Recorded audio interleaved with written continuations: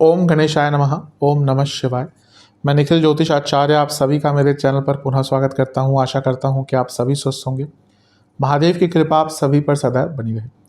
ये वीडियो 9 सितंबर से 15 सितंबर के वृषभ यानी कि टॉरस के साप्ताहिक राशिफल के बारे में है। कैसा रहेगा साप्ताहिक राशिफल या कैसा रहेगा सप्ताह वृषभ के लिए। मेरा जो साप्ताहिक राशिफल होता है वो चंद्रमा और उनकी गति पर आधारित होता है। चंद्रमा नवग्रहों में से बहुत तेज़ भागते हैं और 2.25 से 2.5 दिन में राशि बदल लेंगे या बदल लेते हैं। तो स्वाभाविक है कि पूरे हफ्ते में जो 7 दिन का होता है उसमें कई बार उनका राशि परिवर्तन होगा। चंद्रमा मन के कारक है और उनकी विशेषता ये है कि वो जिस भाव में जाते हैं उसको एक्टिवेट कर देते हैं। और जब पूरे हफ्ते उनकी राशि बदलेगी 1-2 बार 2-3 बार, तो कई ग्रहों के साथ उनके संबंध परस्पर बनेंगे, अलग राशियों में जाएंगे, अलग भावों में जाएंगे। इसका आपके जीवन पर बहुत असर पड़ता है। डे टू डे एक्टिविटी पर चंद्रमा का प्रभाव बहुत ज़्यादा होता है, इसीलिए साप्ताहिक राशिफल की विशेषता और बढ़ जाती है। तो हम सब विवेचना करने की कोशिश करेंगे कि क्या क्या हो सकता है। यदि आपकी लग्न राशि या चंद्र राशि वृषभ है, दोनों ही गाइडेंस के इस राशिफल को देख सकते हैं। जहाँ से आपको सटीकता ज़्यादा बैठती है वहाँ से देखिए। अलग अलग नहीं बन सकते। फिर से समझाने की कोशिश करूँगा कि आप बोले कि मेरी लग्न राशि वृषभ है तो अलग बनाइए, चंद्र राशि वृषभ है अलग बनाइए, वो नहीं हो सकता, वो पॉसिबल नहीं। वीडियो के अंत में कुछ उपाय भी बताऊंगा जिसके करने से सकारात्मकता की वृद्धि होगी। शुरू करते हैं। सर्वप्रथम चंद्रमा आपके सप्तम भाव में रहेंगे, आ जाएंगे बल्कि कहिए 9 सितंबर सुबह के 11 बजे और 11 सितंबर रात के 9 बजे तक उनका प्रवास यहीं पर रहेगा। चंद्रमा का सप्तम में होना वैसे तो न्यूट्रल ही माना जाता है, बहुत अच्छा नहीं माना जाता, बहुत बुरा नहीं माना जाता। अब यहाँ पर नीच के हो गए हैं तो इसका क्या प्रभाव रहेगा। थोड़ा सा मैरिड लाइफ पर ध्यान दीजिएगा और अपनी इमेज पर ध्यान दीजिएगा। तीसरे घर के स्वामी है चंद्रमा और दोनों काम त्रिकोण है, तो कोई इच्छाओं की पूर्ति हो सकती है, लेकिन क्योंकि चंद्रमा नीच के हैं, सप्तम भाव में है, तो इच्छाएं गलत डायरेक्शन में भी लेके जा सकती हैं, तो इस पर भी ध्यान दीजिएगा। अपनी इच्छाओं पर नियंत्रण रखेंगे तो बहुत अच्छा है। शनि का प्रभाव है चंद्रमा पर, तो बना विषदोष। मूड्स बहुत अप एंड डाउन होंगे, मूड स्विंग्स जिनको कहते हैं, वो इस हफ्ते बहुत ज़्यादा होंगे क्योंकि इसके बाद भी अष्टम में जा रहे हैं चंद्रमा। तो ये मूड स्विंग्स वाली बात जो है वो आपको तंग करेगी। यूजुअली जो वृषभ वाले लोग होते हैं वो स्थिर स्वभाव के होते हैं, वो अपने मूड्स पर भी कंट्रोल करते हैं, अपने व्यक्तित्व पर भी कंट्रोल करके लगते हैं। लेकिन यहाँ पर जितना मुझे दिख रहा है थोड़ा सा मूड स्विंग्स की प्रॉब्लम आपको तंग करेगी, क्योंकि शनि तो देख ही रहे हैं, राहु का भी प्रभाव है और राहु भ्रमित करते हैं, शनि उदासीन करते हैं। तो ये जो इमोशंस है ना, ये बहुत हार्ड हो जाते हैं हैंडल करने के लिए, और उस पर से चंद्रमा नीच के हो गए। और क्योंकि वो तीसरे घर के स्वामी हैं, अपने कम्युनिकेशन पर भी ध्यान दीजिएगा, अचानक से यात्राओं से बचिएगा, और कुछ भी बोलने से पहले, कुछ भी करने से पहले सोच विचार कर लीजिएगा कि इसके कॉन्सिक्वेंसेस कहीं उल्टे तो नहीं हो सकते, क्योंकि यहाँ पे यही होता है, आप करते कुछ है कहते कुछ हैं, उसके कॉन्सिक्वेंसेस कुछ अलग ही निकल आते हैं। तो इस चीज़ पर ध्यान दीजिएगा। अच्छी चीज़ क्या है कि गुरु की दृष्टि है, ये भी अच्छा है, और गुरु से सप्तम में है, केंद्र में है, तो गजकेसरी योग भी बन रहा है। गुरु क्योंकि लाभेश हैं तो पैसा तो अवश्य आएगा, लेकिन क्योंकि गुरु अष्टमेश भी हैं तो शनि का प्रभाव और राहु का प्रभाव और इंटेंसिफाई हो जाएगा। तो मानसिक रूप से ध्यान दीजिएगा।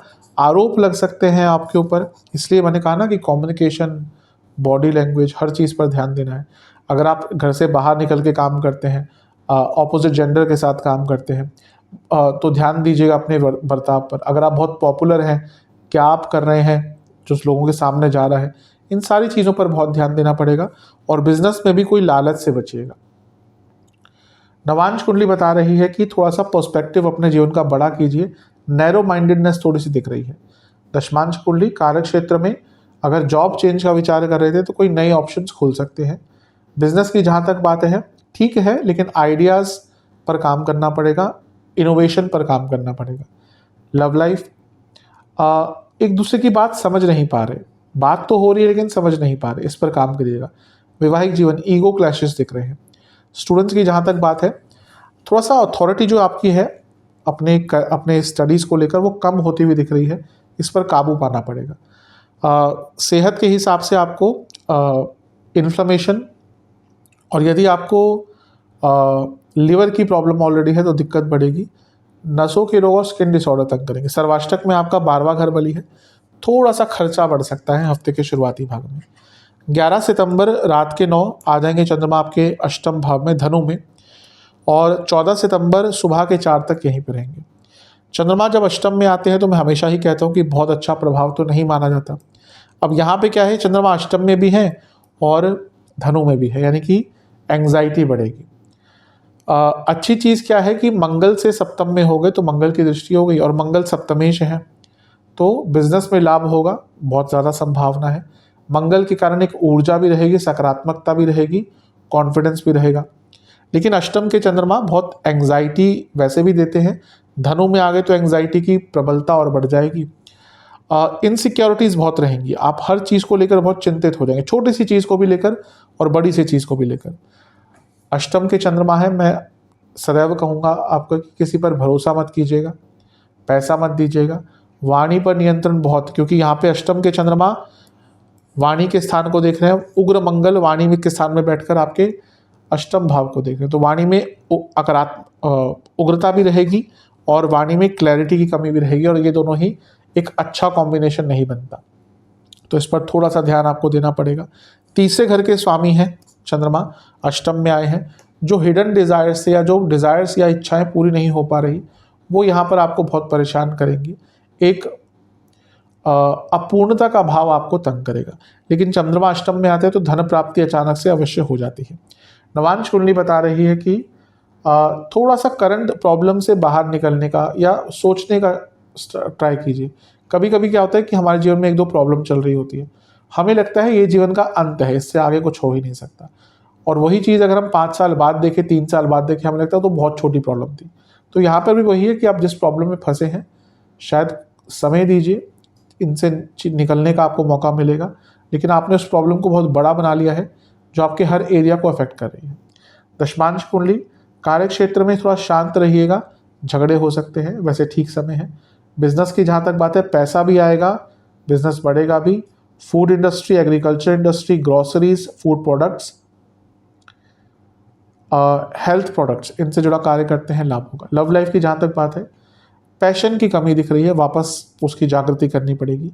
वैवाहिक जीवन, ऐसा लग रहा है कि एक दूसरे के साथ क्वालिटी टाइम नहीं स्पेंड कर पा रहे, और जब साथ में रहते भी हैं तो बाकी चीज़ें इतनी हावी हो जाती हैं, पैसा हो गया, बच्चे हो गए, तो वो जो एक टाइम था ना जहाँ पे कपल को एक दूसरे को देना चाहिए हर किसी भी चीज़ को लेकर, वो फिजिकल इंटीमेसी हो, मेंटल इंटीमेसी हो, इमोशनल इंटीमेसी हो, इन सब पर ध्यान देना पड़ेगा, आपको अपने पार्टनर को टाइम देना पड़ेगा। स्टूडेंट्स की जहाँ तक बात है, अत्यंत शुभ समय है। अगर कोई आपका एग्ज़ाम है या कुछ कार्य अटक रहे थे, बहुत आराम से पूर्ण हो सकते हैं। सेहत की बात करूँ तो इन्फेक्शन, गले के रोग और बीपी की प्रॉब्लम, दांतों के रोग, आंखों के रोग। सर्वाष्टक में आपका धन स्थान बली है, अचानक से धन प्राप्ति के योग बन रहे हैं।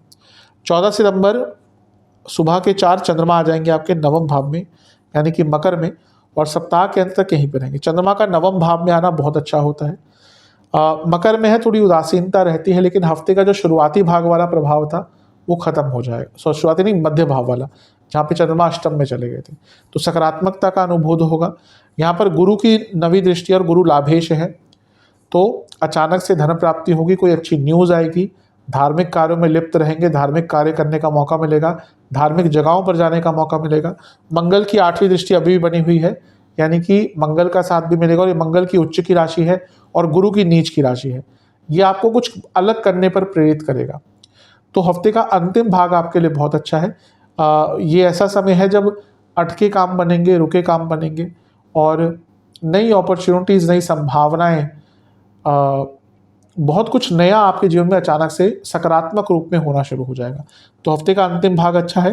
पूजा पाठ कीजिएगा, अपने इष्ट देवता या जिनको भी आप मानते हैं उनके शरण में जाइएगा, उनकी आराधना से दिन की शुरुआत कीजिएगा, अवश्य आपको सकारात्मकता का बोध होगा। खर्चे थोड़े बढ़ेंगे क्योंकि मंगल 12वें घर के स्वामी हैं, लेकिन विदेश संबंधित कार्यों में सफलता मिलेगी। नवांश कुंडली कह रही है समय बदलाव का है, लेकिन ठहराव का भी है।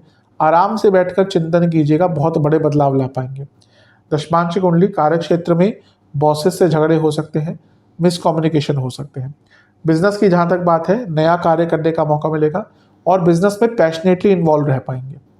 लव लाइफ ठीक है, लेकिन लग रहा है कि बहुत छोटी छोटी प्रॉब्लम्स है जो सॉल्व नहीं हो रही। इनको अभी सॉल्व कर लीजिए, क्योंकि छोटी प्रॉब्लम आगे चलकर बहुत बड़ी बन जाएगी। वैवाहिक जीवन, अगर कुछ मन में बात चल रही है जो डिस्कस करनी है, ये सबसे उपयुक्त समय है। भले ही थोड़ा हार्ड टॉपिक हो, लेकिन उसको डिस्कस करने की आवश्यकता दिख रही है। जहाँ तक स्टूडेंट्स की बात है, अच्छा टाइम है, फोकस रहेगा, हफ्ते का अंतिम भाग अच्छा है। सेहत के अनुसार नसों के रोग, गले के रोग, स्किन डिसऑर्डर्स और हार्मोनल प्रॉब्लम। सर्वाष्टक में आपका फिर से धन स्थान वाली है, तो धन के हिसाब से अच्छा समय है। उपाय के स्वरूप में आपको दुर्गा जी की एक बार आरती करनी है और लक्ष्मी चालीसा का 2 बार पाठ करना है, और दोनों ही माताओं को एक एक घी का दिया अर्पण करना है। आशा करता हूँ कि वीडियो आपके काम आएगा। चैनल पे अगर आप नए हैं, सब्सक्राइब कर लीजिए, वीडियो को लाइक कर लीजिए। मिलता हूँ अगली वीडियो में, तब तक के लिए ओम नमः।